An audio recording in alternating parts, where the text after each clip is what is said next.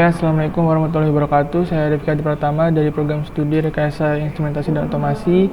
Di sini saya akan menjelaskan terkait dua buah sinyal kontinu dan sinyal waktu diskrit, yang dimana untuk memenuhi tugas daripada praktikum mata kuliah pengulangan sinyal digital.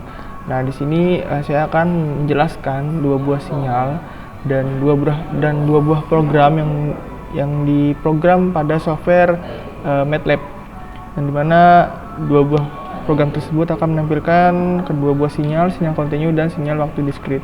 Nah, pertama saya akan menjelaskan terkait sinyal waktu diskrit. Yang perlu diketahui dalam kode MATLAB, dalam pemrograman di MATLAB itu terdapat sintaks komentar, yang artinya sintaks komentar tersebut hanya berisikan teks untuk menjelaskan suatu hanya tulisan saja, jadi tidak akan dibaca oleh komputer dan tidak akan diolah programnya.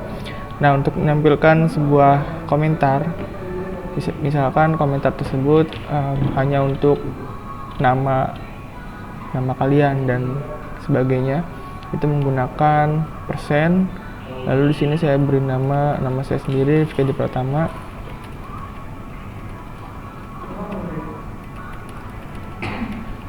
Lalu kita beri komentar lagi, sinyal waktu kontinu. Nah, komentar di sini tidak akan diolah oleh komputer dan tidak akan dibaca sebagai program, hanya komentar saja. Pertama, dalam membuat program untuk menampilkan sinyal waktu kontinu, kita deklarasikan terlebih dahulu variabel-variabelnya.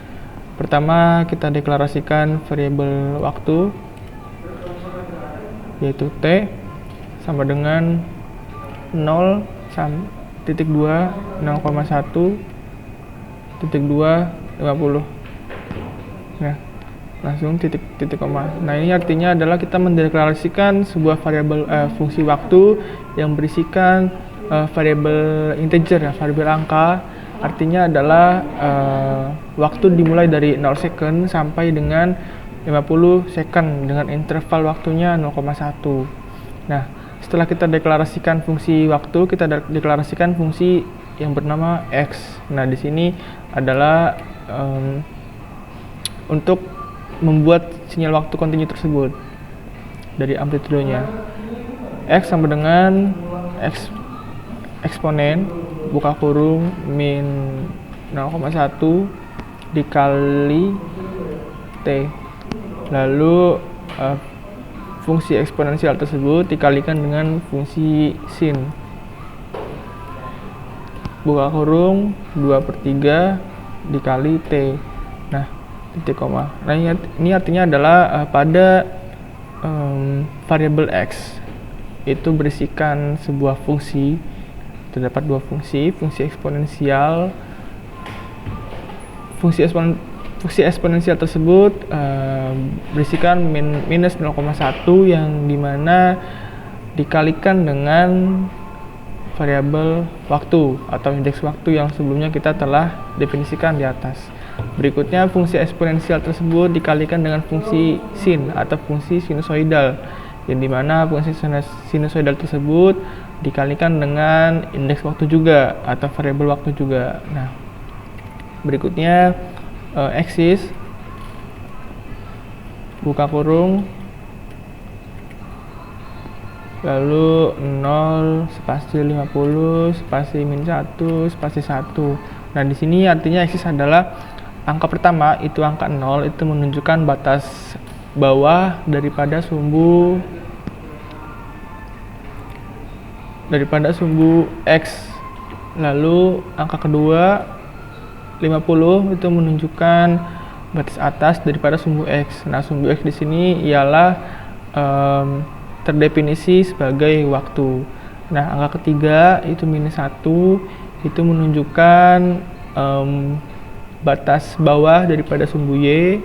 Lalu angka terakhir, angka 1 menunjukkan batas atas daripada sumbu Y. Nah, sumbu Y di sini itu adalah terdefinisi sebagai amplitudo. Nah, berikutnya adalah setelah kita mendefinisikan atau mendeklarasikan dan memplotkan atau mendeklarasikan dari variabel dan fungsi-fungsi yang akan kita gunakan. Berikutnya kita akan menampilkan fungsi dan variabel tersebut menjadi grafik dengan cara memasukkan kode plot.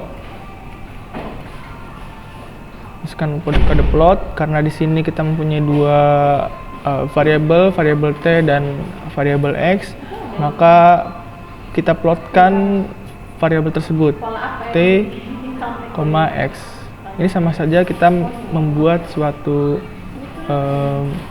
garis mendatar dan garis tegak, yang dimana kan grafik kan ada sumbu x dan sumbu y, ada yang mendatar dan ada yang tegak. Nah, setelah kita memplotkan garis tersebut, kita ingin grafik tersebut terdapat gridnya atau garis kotak-kotaknya. Nah, bagaimana caranya? Kita masukkan kode grid, lalu kita aktifkan on. Nah, berikutnya sebenarnya kalau sudah gini sudah jadi, tapi kita ingin setiap sumbunya itu kita beri nama, misalkan sumbu x label, yang dimana artinya adalah kita memberikan penamaan pada sumbu x, lalu buka kurung kita beri namanya apa, x, buka kurung lagi t. Nah, di dalam tanda petik satu ini artinya string ya. Jadi x label kita beri nama pada sumbu x tersebut itu x t.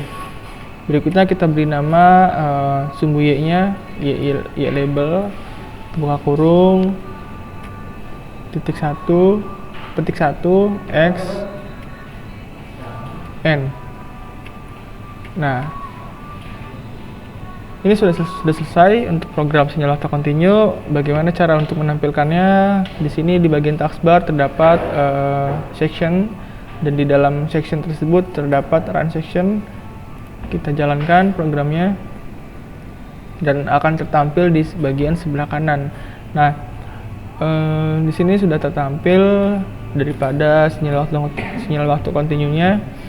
Nah, yang dimaksud dari indeks waktu t di sini, variabel t di sini adalah dimulai dari waktu 0, yang bagian sini, yang bagian bawah, yang bagian x label, xt, dimulai dari waktu 0 sampai dengan waktu 50 second, yang dimana interval waktunya 0,1. Nah, kalau misalkan interval waktunya kita rubah jadi 0,5, maka sebagian kerucutnya akan berubah di sini rada tidak terlalu seperti kerucut. Nah, kalau misalkan kita rubah menjadi 1 intervalnya,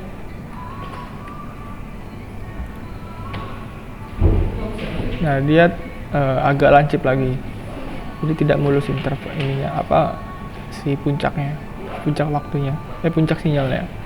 Nah, untuk program kode MATLAB sinyal waktu continue sudah selesai, maka kita akan beralih ke sinyal waktu discrete. Oke, berikutnya kita akan beralih ke sinyal waktu discrete, yang dimana kita akan membuat sebuah grafik sinyal daripada sinyal waktu discrete. Nah, ini kita hapus dulu ini ya, figurnya. Oke, pertama kita beri nama dulu. Di sini Rifki Adi Pratama. Lalu kita beri nama programnya di sini sinyal waktu discrete. Pertama kita seperti biasa mendeklarasikan atau mendefinisikan sebuah fungsi-fungsi atau variabel-variabel yang akan digunakan. Pertama kita akan mendefinisikan atau mendeklarasikan variabel n dan x. Kalau tadi di sinyal waktu continue itu variabel t dan x, di sini variabel n dan x. Pertama n sama dengan 1.2 10. Di sini artinya adalah pada variabel n itu berisikan indeks waktu dimulai dari 1 sampai dengan 10. Nah, Berikutnya variabel X. Lalu nah di dalam variabel X ini kita masukkan angka bebas. Nah, variabel X di sini itu menunjukkan atau mendefinisikan amplitudo sinyalnya. Nah, kalau misalkan di variabel N di sini 1 sampai dengan 10 berarti ada 10 titik sinyal, titik waktu. Berarti kan di variabel X-nya itu maka wajib berisikan 10 angka bebas untuk amplitudonya. Nah, kalau misalkan di variabel X itu lebih dari 10 angka maka nanti akan error. Nah, di sini kita masukkan saja angka bebasnya, misalkan di sini 0, 1, min 1, min 5, terus min 3, terus 3, 4, 0, 2, ini udah 1, 2, 3, 4, 5, 6, 7, 8, 2 lagi, berapa ya, 6, min 2. Nah, seperti ini. Berikutnya setelah kita definisikan atau kita deklarasikan variabelnya, maka kita akan memplotkan daripada variabel yang telah kita buat sebelumnya.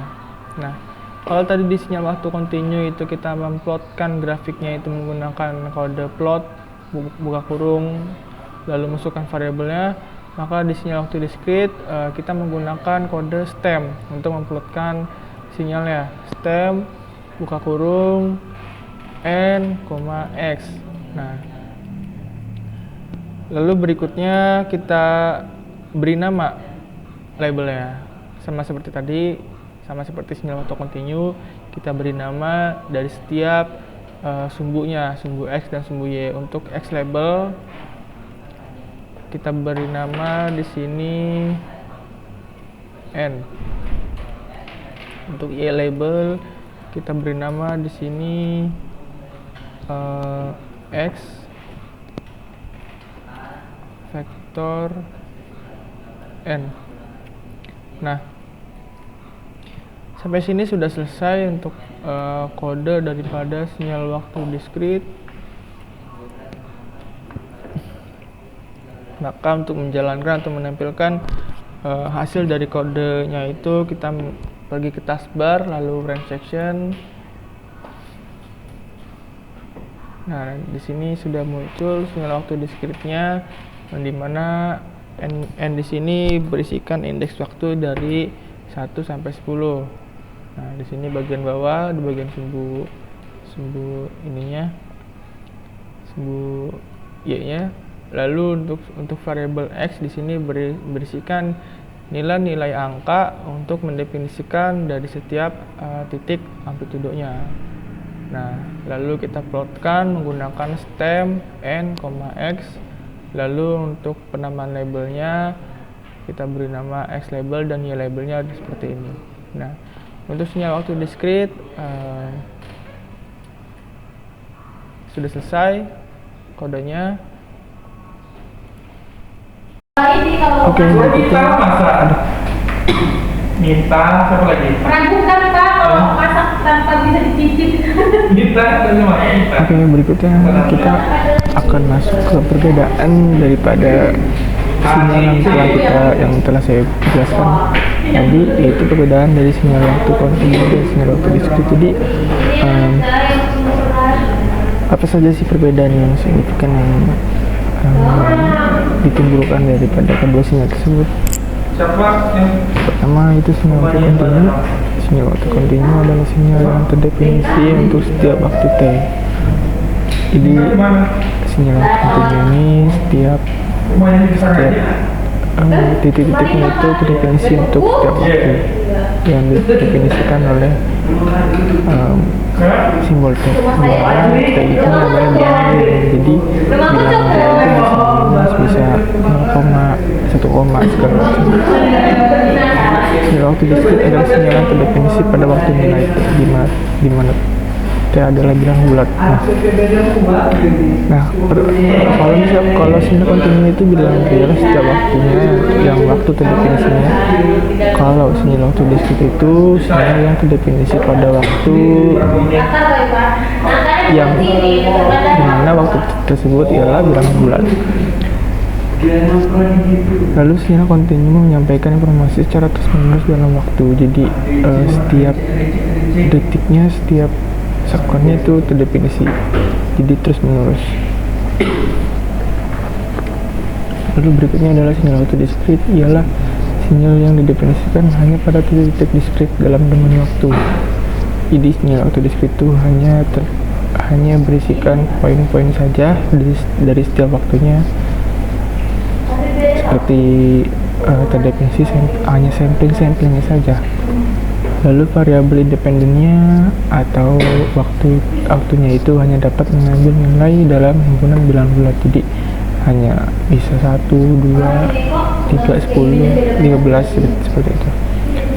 Nah, sinyal diskrit menyampaikan informasi pada saat-saat tertentu. Jadi seperti tadi saya sudah jelaskan bahwa sinyal waktu diskrit itu hanya samplingnya saja. Sekian penjelasan dari kode sinyal waktu kontinu dan sinyal waktu diskrit yang menggunakan software MATLAB, dan penjelasan perbedaannya dari kedua sinyal tersebut. Kurang lebihnya saya mohon maaf. Wabillahi taufiq wal hidayah. Wassalamualaikum warahmatullahi wabarakatuh.